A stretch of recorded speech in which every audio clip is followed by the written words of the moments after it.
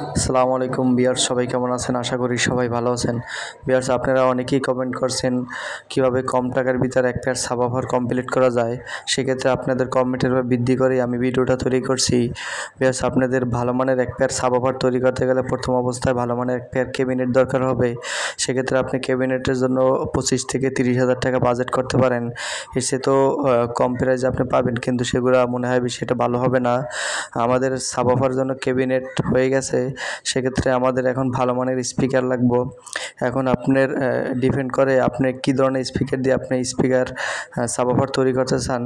সেক্ষেত্রে আপনি যদি 4 ইঞ্চি ভয়েস কলের স্পিকার দিয়ে যদি আপনি সাবওয়ুফার তৈরি করেন, সেক্ষেত্রে আপনার খরচ একটু কম পড়বে।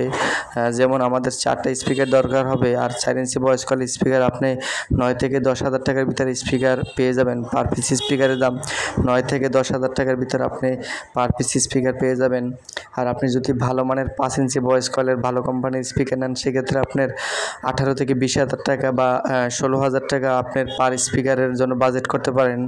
সেক্ষেত্রে আপনারাই গুণ দিয়ে দেখেন আপনাদের কত টাকা আসে।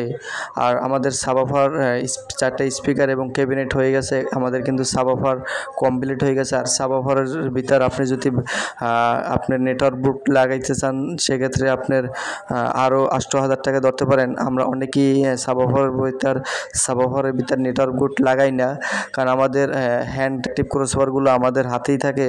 সেক্ষেত্রে আমরা বাইরে থেকেই আমরা মিড এবং লো দুটাই ব্যালেন্স করতে পারি। এটা আমাদের জন্য খুবই ভালো। আপনারা চাইলেও অ্যাক্টিভ ক্রসওভার নিতে পারেন। সেক্ষেত্রে আপনাদের ক্রসওভারের দাম পড়বে আপনার 6,000 টাকার ভিতরে আপনি ক্রসওভার পেয়ে যাবেন, অ্যাক্টিভ ক্রসওভার। এই আমাদের 18 ইঞ্চি ডুয়েল সাবওয়ুফার তৈরি হয়ে গেল। কিন্তু ভাই, এই ধরনের ভিডিও পেতে আপনি আমাদের চ্যানেলটি সাবস্ক্রাইব করে রাখতে পারেন।